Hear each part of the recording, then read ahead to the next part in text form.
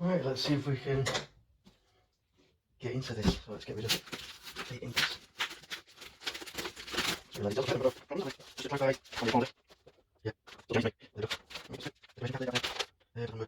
Yeah, that's really nice.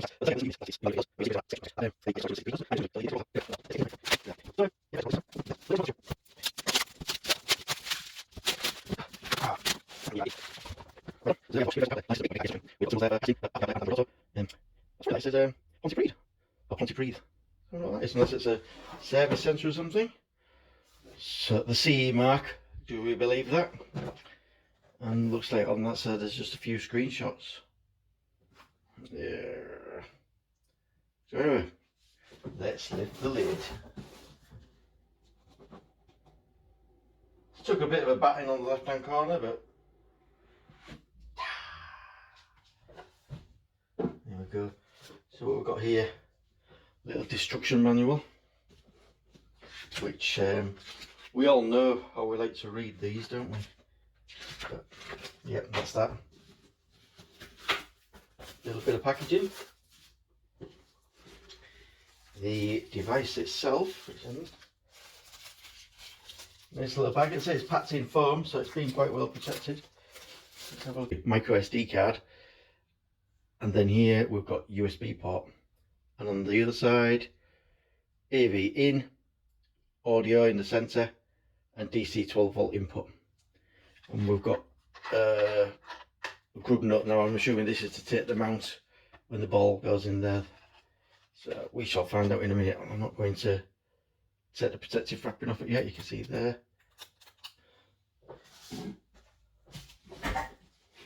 Right, so another layer of packing and another piece of cardboard.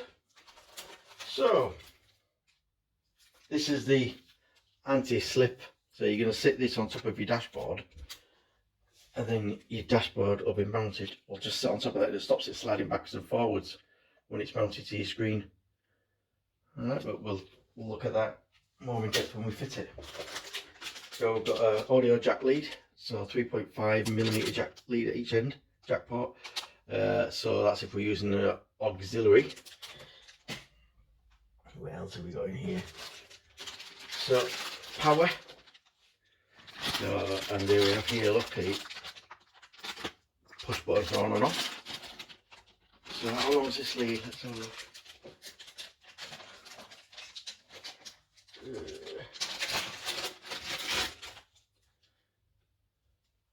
Because you need to make sure you've got a long enough lead, don't you, when you do these things. So let's have a look. So let's call that a foot. So that's about a foot, 2 foot, 3 foot, 4 foot. I'd call it maybe, so 1.5 meters. And there again, the power to switch it on and off. Cool. Windscreen mount. So this is what I said earlier about that bit going into the back of the device, into there. Take that ball joint off, and then screw it back on. What else we got? Oh, so we've got a double cigarette port adapter with USBs in the centre. Now the blue would suggest it's fast charge, so we shall see, won't we? But there you go, 1, 2 and 2 of them. I don't know if this lights up or not, but it's actually got an adjustable angle. So yeah, that'll come in handy, that, because I've got God knows how much stuff in my van. What plugs in.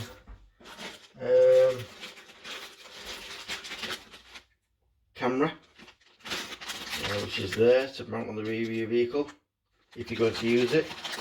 I'm not sure I'm going to, because I've got a reversing camera in my van anyway. And we've got this which can stick onto your dashboard. There we go, look, shiny surface. So then this mount, if needed, can go on there. Cool. So that's everything out of the box. So So let's just put some of this back in here. And then what we're going to do is see about setting it up in the van. Right, so I've just brought the unit there, I've just got it upside down and I've brought the mount to it.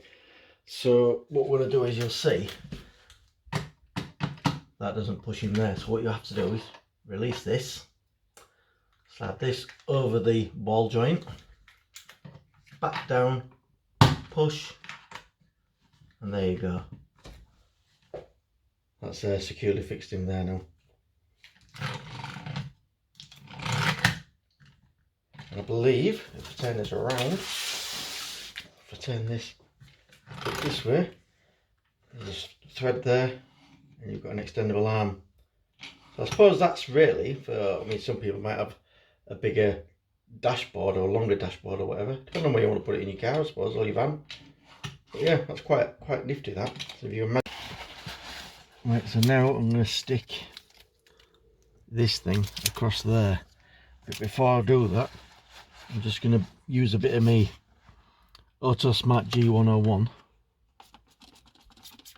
Just make sure this is a nice clean surface, so the plastic rubber mat will stick to it. Get rid of any contaminants.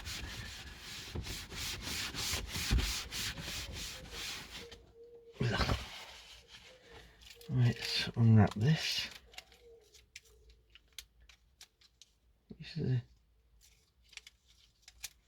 Right, I'll take the underside off, and then let's stick it round about there.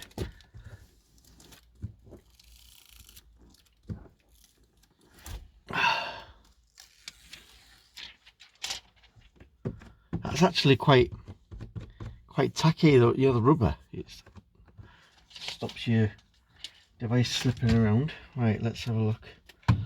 So we're going to take our protective film off here. Let's give this a little bit of a wet. And I think what we'll do is get that on there. And then there should be a lever on the back. Right, and then what I'll do is adjust the arm a bit. Put that there. Tighten the arm up on the back. Tighten all these up. So that's basically where I'm going to fix it. Now what I need to do is get this power supply, hold it up there. Right, power supply goes in the left hand side. I'm not going to bother showing you that because I showed you it earlier, but that's just going to go into there like that. And then what I'm going to do is put this end with the on off switch in the centre into the 12-volt port. Right, let's see what happens if I just turn this on. Right, so I've got power on the car. Let me just press the on button on here.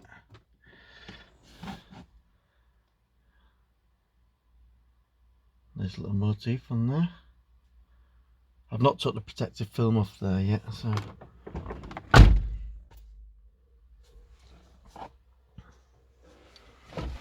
Right, this is the first time it's been powered up. So we've got here setup, card, USB, Bluetooth transmitter, FM transmitter, phone, AirPlay, audio. So I think I'll be doing Android Auto. Well, let's have a look what we've got here. So what's that? That's powering it off. So that's touch on, touch off. Brightness. Is that night mode then? Oh, daytime, night mode, yeah. Volume. Up to 40, so I suppose that depends on speaker system you've got in your car. Right, let's see if we can connect this phone up. Back in a minute. So I'm just going to see if this works.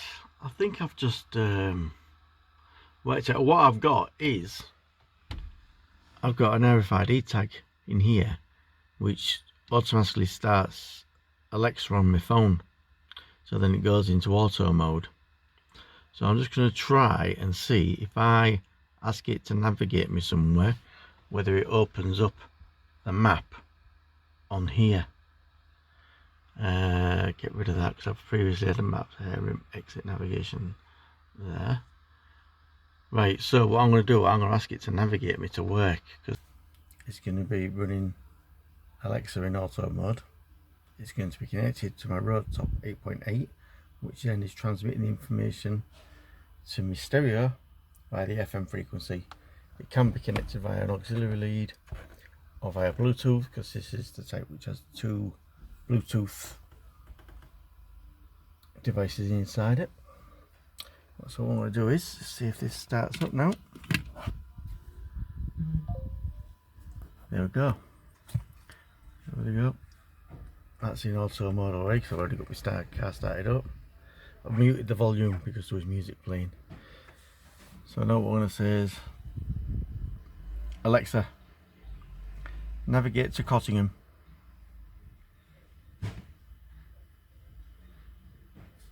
And you won't hear her because I've muted the sound. And there it comes. And there it is on there. Alexa, exit navigation.